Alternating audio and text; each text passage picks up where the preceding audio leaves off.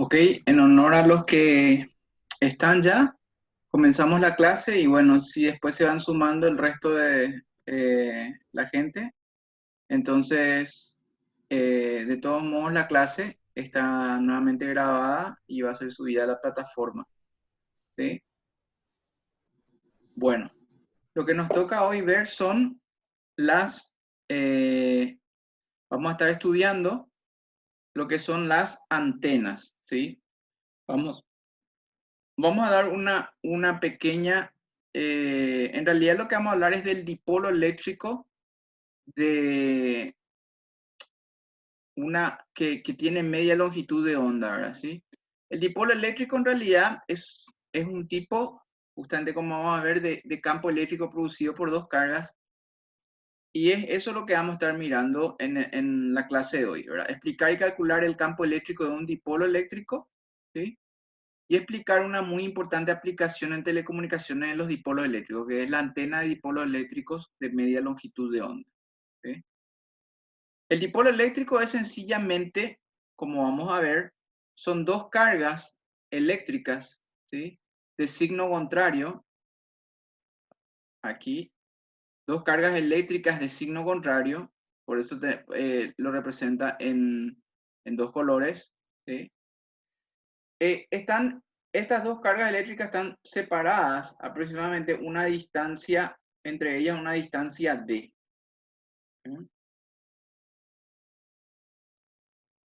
Ahí se ve, la distancia d. Están separadas las dos cargas. Entonces, eh, el dipolo eléctrico es esencialmente solamente eso. Son dos cargas eléctricas, ¿sí? Iguales. Tienen que ser cargas eléctricas de la misma eh, de la misma magnitud. Por ejemplo, si esta vale 3 coulombs, esta también tiene que valer 3 coulombs. O esta vale 2 nanocoulombs, esta tiene que valer 2 nanocoulombs.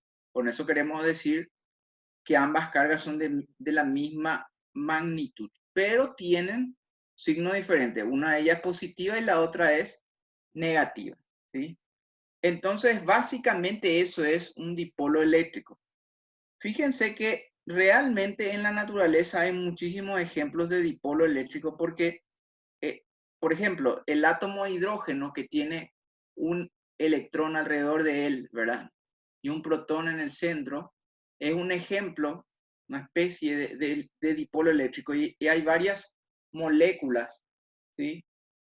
Como la molécula del agua, ¿verdad?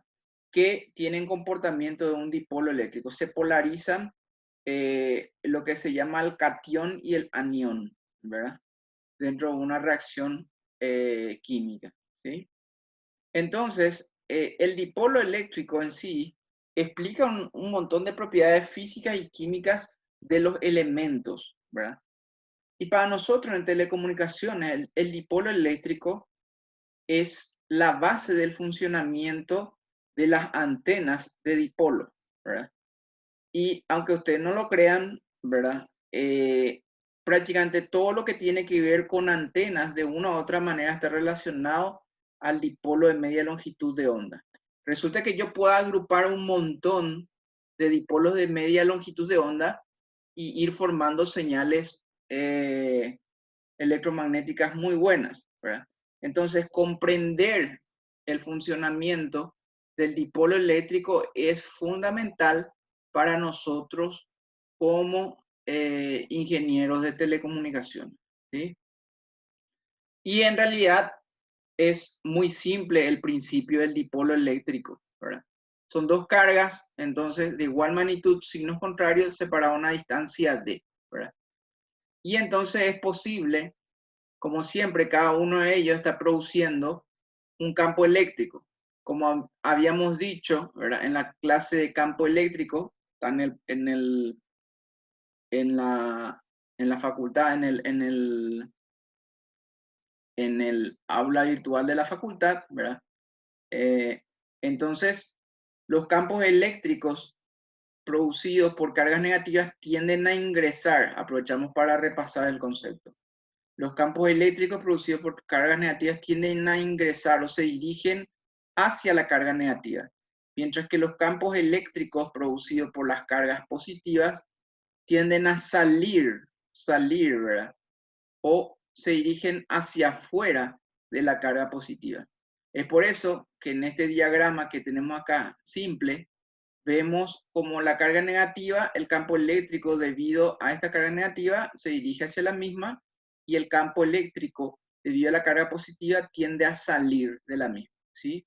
Entonces, el resultado de ambas resulta ser una fuerza eléctrica que es paralela, en este caso, al eje, ¿verdad? Al eje de, que contiene, ¿verdad? A este dipolo, ¿sí?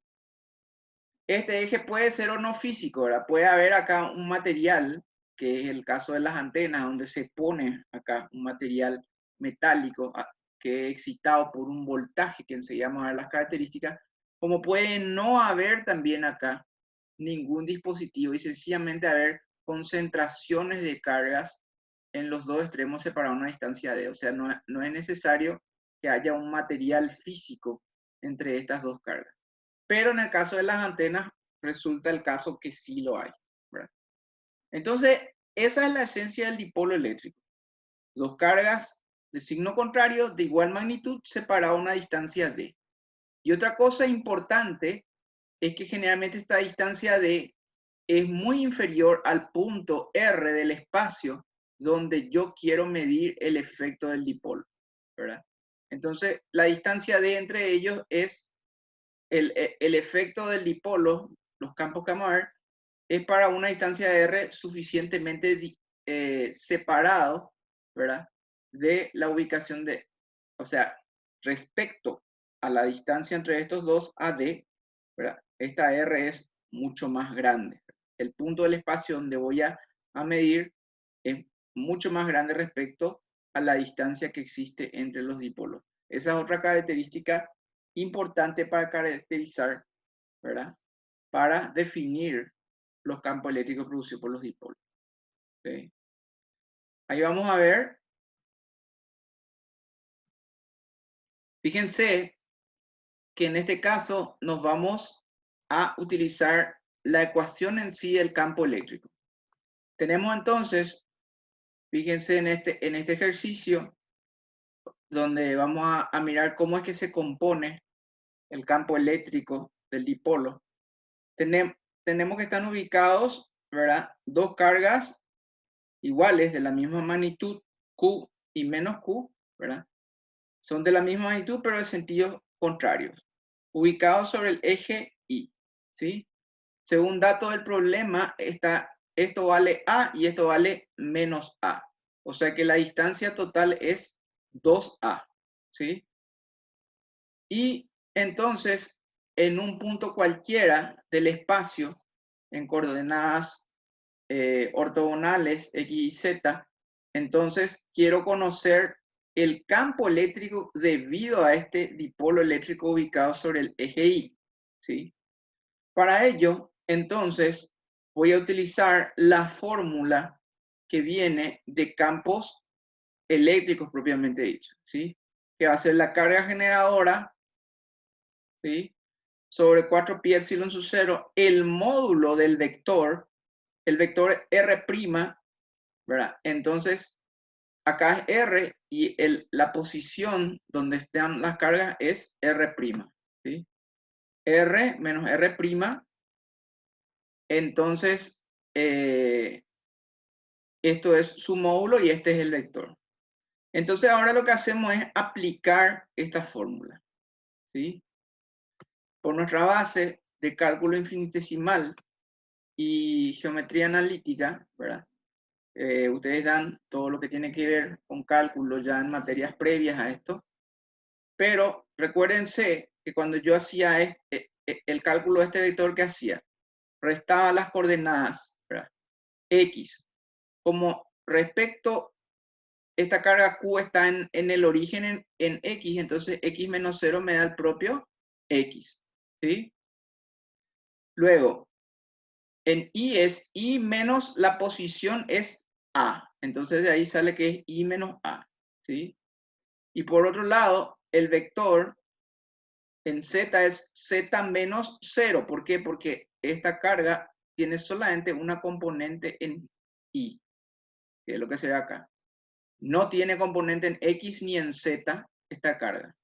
Entonces, por eso que es X menos 0, Z menos 0 y Y menos A, ¿sí? Ahora, como es un vector, tiene que tener los versores de cada eje, ¿sí?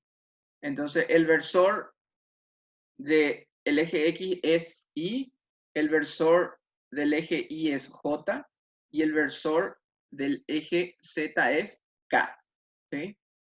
Entonces, esta es la expresión del vector. Ahora, el módulo de este vector va a venir dado por la raíz cuadrada de cada uno de los componentes, ¿sí?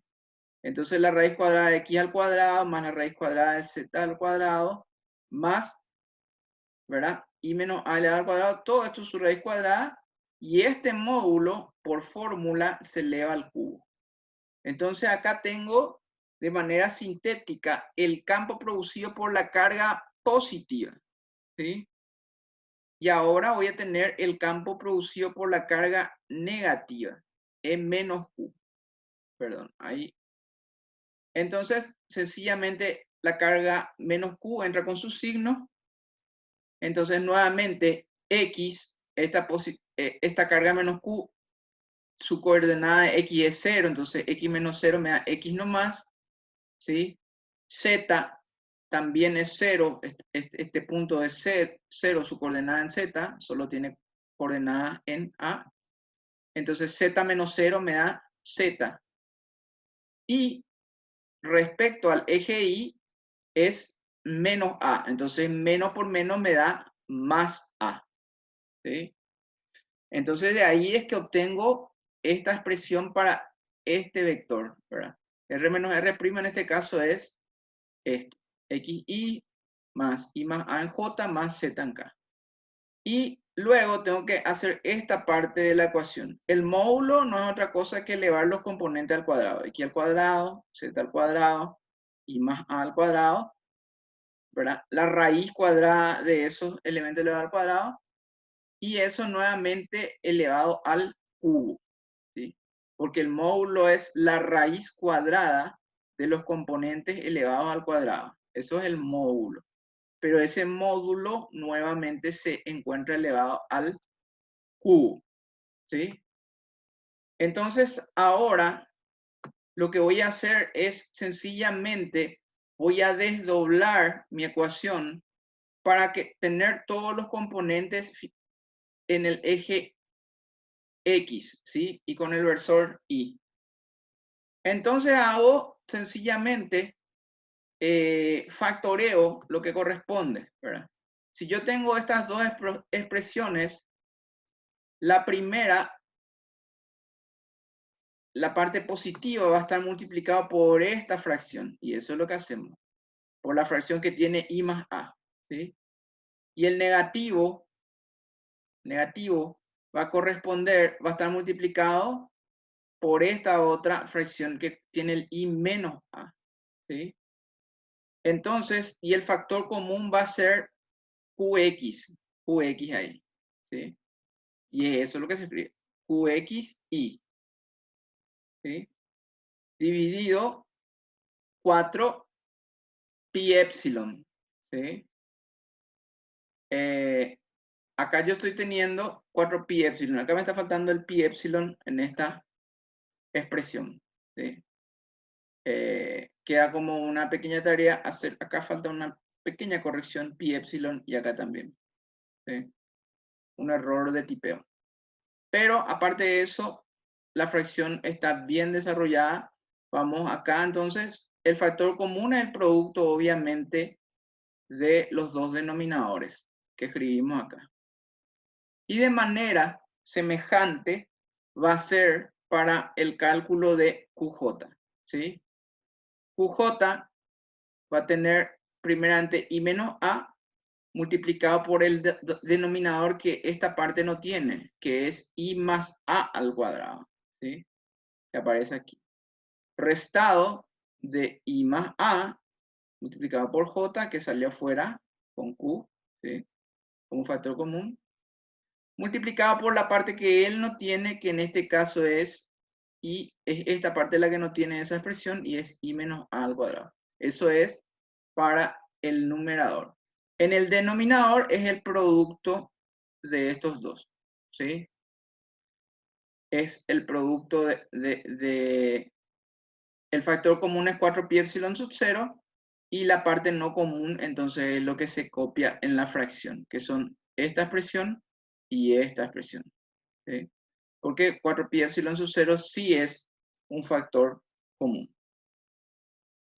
Y de igual manera procedemos para z, ¿sí? Factoreamos k, z, k, ¿sí? La primera de ellas entonces va a estar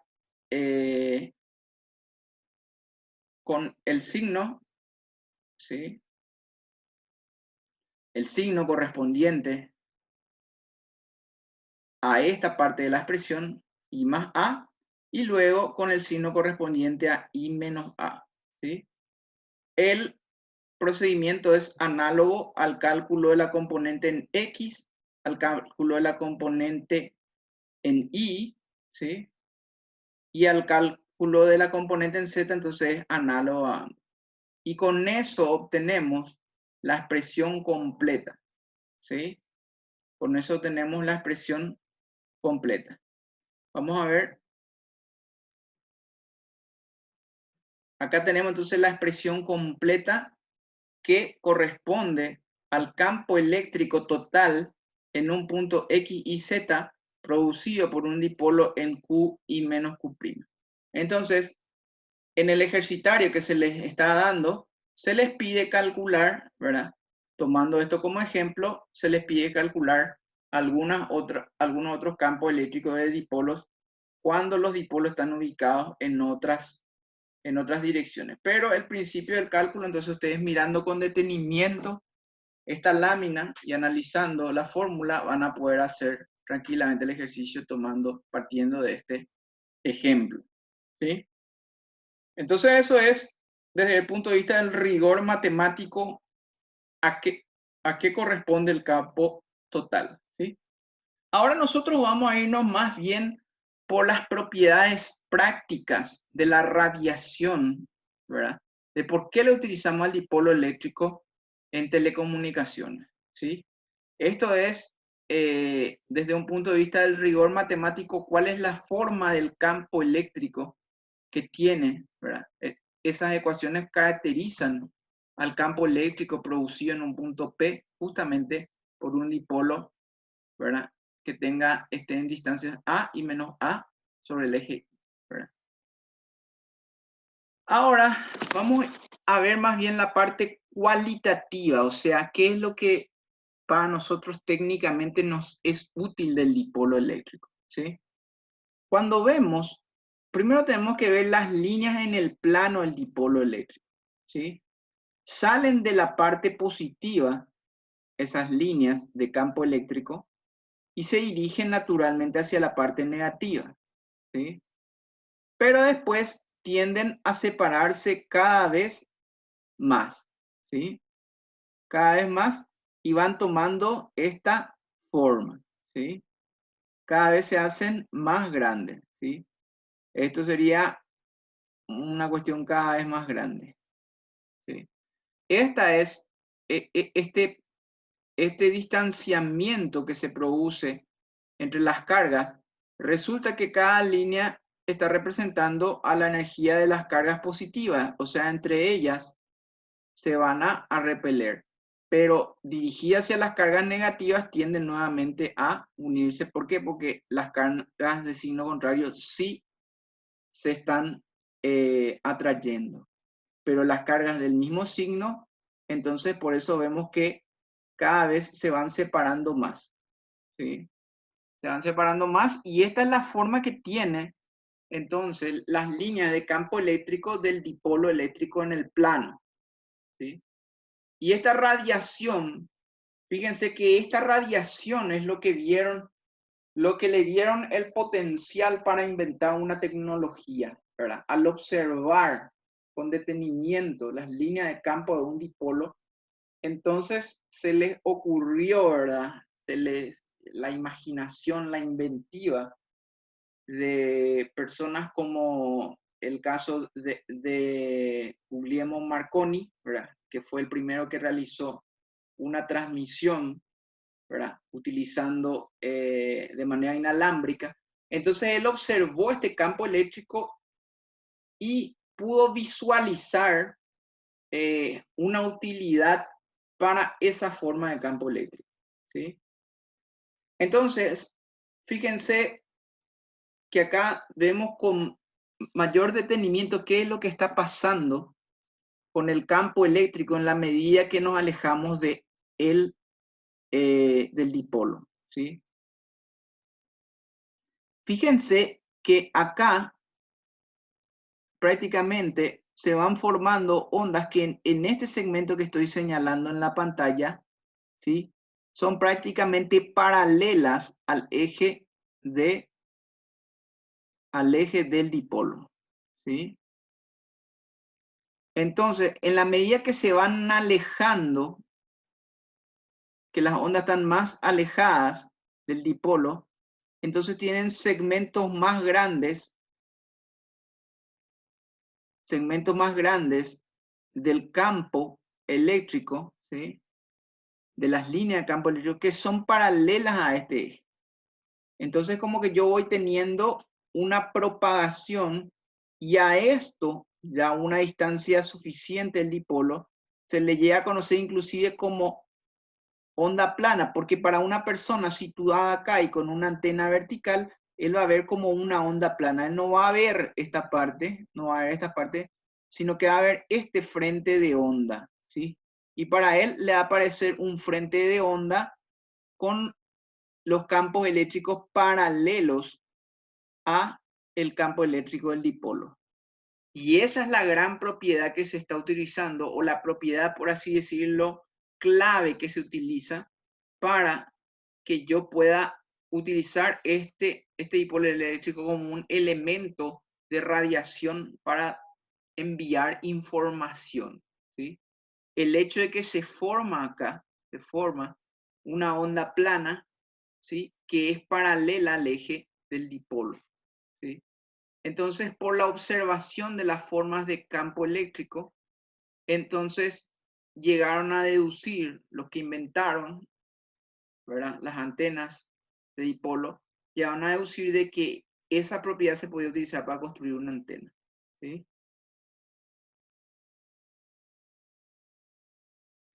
Ahora, inclusive, más adelante, ya con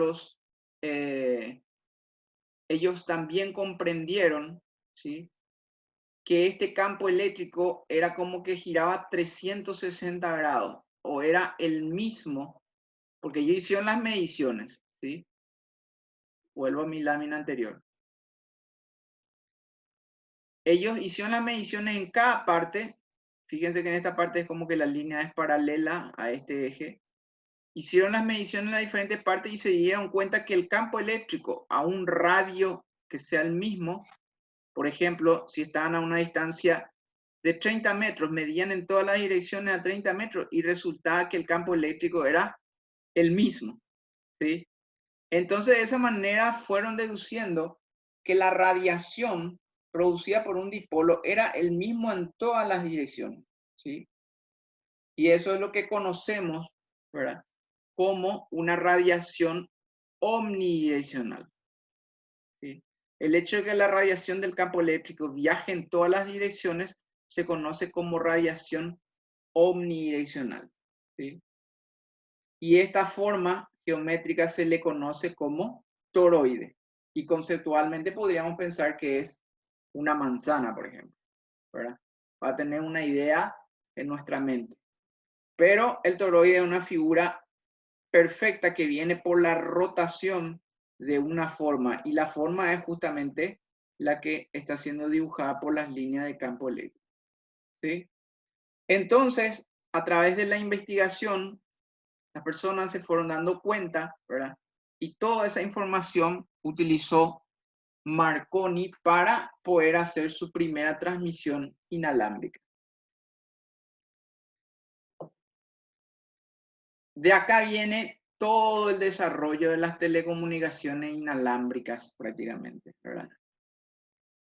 De el conocimiento del funcionamiento del dipolo, que en principio era media onda, y vamos a explicar enseguida por qué, ¿sí?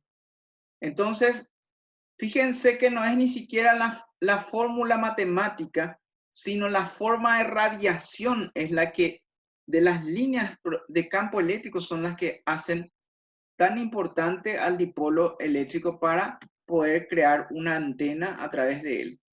Por el hecho de que se forman, ¿verdad?, formas de radiación, líneas que son paralelas a la dirección del eje, ¿sí? Y otra propiedad importante es que no solamente están en un plano, sino que 360 grados alrededor del eje donde está ubicado el dipolo eléctrico. Entonces, en un punto cualquiera, si estoy a una distancia equidistante, ¿verdad?, sobre una circunferencia, por ejemplo, a 30 metros, a 60 metros, voy a tener la misma intensidad de campo eléctrico, ¿sí? Entonces, acá en resumida síntesis ya vemos cómo podemos utilizar el dipolo donde tenemos una carga positiva, una carga negativa, ¿sí?, que está produciendo una radiación electromagnética alrededor de él, ¿sí? Entonces, básicamente, yo puedo tener un campo eléctrico aquí y del lado del receptor, él va a ver ese campo eléctrico y va a poder captarlo, ¿sí? Va a poder captarlo. Entonces yo, teniendo dos dipolos, puedo hacer esa captación. Inclusive puedo tener más de una antena receptora. O sea, mi mismo transmisor podría estar enviando una señal a otro receptor. Y por último voy a estudiar una última propiedad, ¿sí? Los campos eléctricos variables, vamos a hablar de esta última propiedad, ¿sí? Resulta que después se dieron cuenta también ellos que poner un campo estático no me ayudaba a transportar la información. Para poder transportar información yo tenía que hacer que el campo sea variable, ¿sí? Un campo variable. Un campo variable no es más que la sumatoria de muchos campos estáticos como es, ¿sí? Solo que el campo variable entonces está variando con una señal sinusoidal, ¿sí? Como el de la corriente alterna, ¿sí? Entonces, ya fíjense que la primera transmisión se hizo a principios del siglo XX, ¿sí? Guglielmo Marconi, final del siglo XIX y principio del siglo XX, o sea, final de 1800 y principio de 1900. En ese momento ya se conocía que se podía, ya se conocían métodos para generar una señal eléctrica variable, ¿sí? Entonces, ellos se dieron cuenta que para transportar información era mejor utilizar un campo eléctrico variable, no un campo eléctrico estático. Entonces, un campo eléctrico variable tiene, ¿qué cosa? Una amplitud y una función que depende de la frecuencia. Para que se pueda transportar información es necesario parámetros variables, tales como la amplitud de su cero, la frecuencia W, ¿sí?, o la fase θ de un campo eléctrico, ¿sí? Esto, a su vez, originan cargas eléctricas Q variable en el dipolo, los cuales provienen de un voltaje variable aplicado al dipolo. Entonces, a este dipolo se le aplica un voltaje variable para que él pueda producir este campo eléctrico variable sinusoidal, ¿sí? Entonces, el campo eléctrico variable se puede visualizar como la suma de muchos campos eléctricos estáticos en cada instante, provenientes de dipolos con carga estática, ¿sí? Es decir, si quitamos una fotografía en un instante dado, veríamos que el dipolo eléctrico con sus dos cargas eléctricas actuando como concentrado en dos extremos de la antena genera la radiación. O sea, en cualquier tiempo t, yo vería esta radiación, ¿sí? Pero el campo eléctrico en realidad que se utiliza para enviar la señal es un campo eléctrico variable que tiene una forma matemática de este tipo, ¿sí?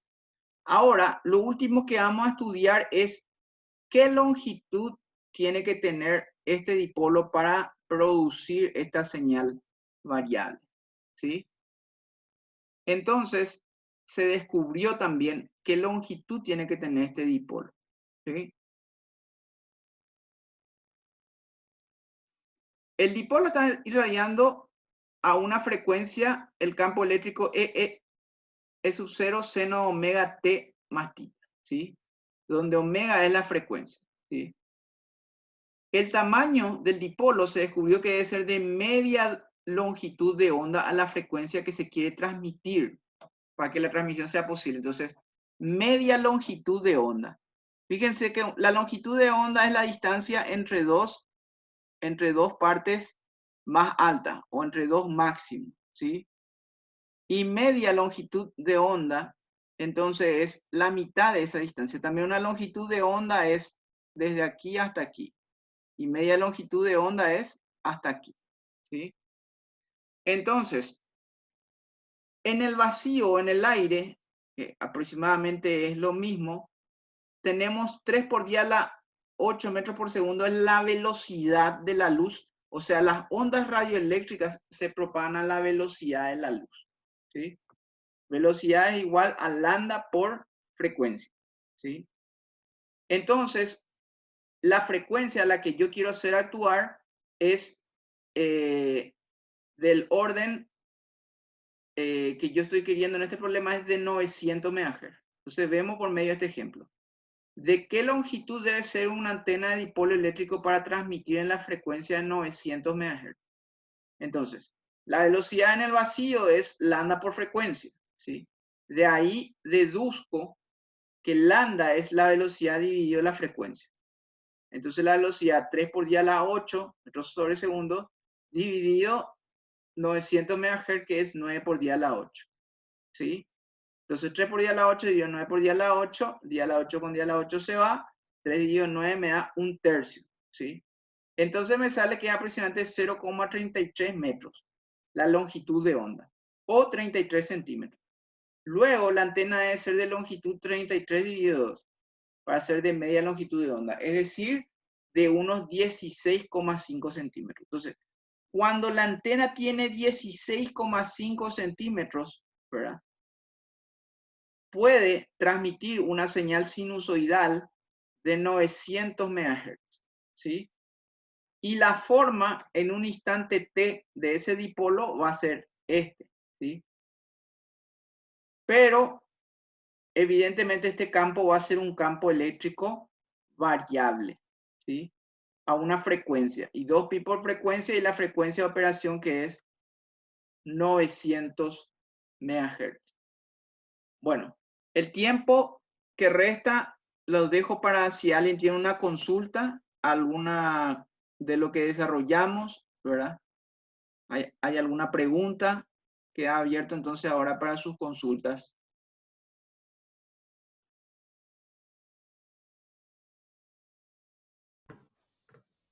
Profe, Señor. tenemos algunas dudas, pero de la clase pasada. Ah, ok. ¿Saben qué vamos a hacer? Yo no tengo ningún problema. Podemos hacer una tutoría, ¿verdad? Ahí vamos a quedar en el grupo del WhatsApp. Por ahí podemos hacer mañana, o yo inclusive no tengo problema, domingo, lunes. Vamos a acordar ahí. Y podemos hacer una tutoría, tanto un pequeño repaso de esta clase y de la otra clase también. Y de las que quieran, no tengo problema. Podemos entrar juntos, acordar una hora y volvemos a mirar los slides y entonces ahí hacemos un pequeño repaso. No sé si les parece, si es de la clase anterior, ¿verdad? Inclusive ahora mismo, después de terminar esta clase, porque como saben, tengo que terminar esta clase para levantarlo, podemos entrar y hacer una pequeña tutoría de la otra clase. No hay ningún problema. Me parece bien, profe. Ok. Y de esta clase, ¿alguna duda? O quizás realmente después de mirar otra vez el video que va a quedar en la plataforma y de ver el material, quizás surjan otras dudas, ¿verdad? Pero si hay Así alguien mismo, profe. que ya tiene ya ahora una duda, entonces hay alguien por ahí que quiera consultar algo. La primera parte, o sea, capaz y si vemos el video del ejercicio, Ahí.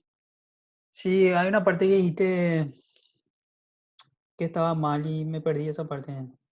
Sí. No, Cuando acá factorizaba el... faltó poner pi epsilon sub 0 nomás. Un Ah, ok, error ya de entiendo. tipeo. Ya veo, ya veo. Aquí y aquí. Sí, Sí. sí, En la lámina pero nada más, el resto se hizo con muchísimo cuidado, ¿verdad? dale, ya está. Lo que en la lámina probablemente vamos a hacer esa corrección. Está faltando ahí el pi epsilon sub 0. Pero acá, como se dan cuenta, es operar una fracción nomás, ¿eh? O sea, son dos vectores, pues, que tienen componentes i, j y k, ¿sí? Entonces sumo a esos vectores, pero cada uno entra con su símbolo y como las fracciones, los denominadores no son iguales, entonces se aplican las operaciones de la fracción, ¿verdad? Cada uno es multiplicado por la parte que no tiene. Por ejemplo, este denominador es i menos a, entonces esa parte es multiplicada por i más a, ¿sí? Y acá lo mismo, ¿verdad? La parte del signo menos tiene i más a, pero no tiene i menos a, entonces es multiplicado por i menos a, ¿sí? Y abajo sí se escriben los dos denominadores, como cualquier operación con fracciones. Es una sencilla operación fraccionaria algebraica, ¿sí? Y se van factorizando nomás los factores comunes, ¿sí? Y es eso nomás el desarrollo, ¿verdad? Como había dicho, si bien tiene su importancia el hecho de poder calcular el campo eléctrico, lo más importante del dipolo es entender sus principios de radiación, ¿sí? Las líneas de radiación del dipolo, porque ahí está el gran secreto de poder utilizar esto como una antena de media longitud de onda, ¿sí? Y a partir de ahí, les cuento que la base de toda la teoría de antenas es esto, ¿verdad? Después en base de eso se hacen los antenas, o sea, casi todas las antenas se comparan con esta antena de media longitud de onda, del dipolo eléctrico, ¿verdad? A partir de ahí se fueron desarrollando los otros avances y hay cosas muy, qué sé yo, hasta en 5G, en 4G, se utilizan dispositivos que en realidad lo único que son es un array, una matriz de un montón de dipolos eléctricos de media longitud de onda, ¿sí? Que se arreglan y se excitan de determinada manera para formar señales bastante complejas, ¿sí? Pero que todas parten del dipolo de media onda. ¿Alguna otra consulta? Nada más, profe. Bueno, De mi perfecto. parte nada. Le tengo acá esto y vamos a ir entonces a la clase anterior y vamos ahí a disipar las dudas que tienen, ¿sí? Vuelvo a poner en el WhatsApp el nuevo grupo o sea, el nuevo ID de Zoom, donde vamos a estar mirando otra vez ese slide entonces, para disipar la duda de los compañeros. Ok, profe.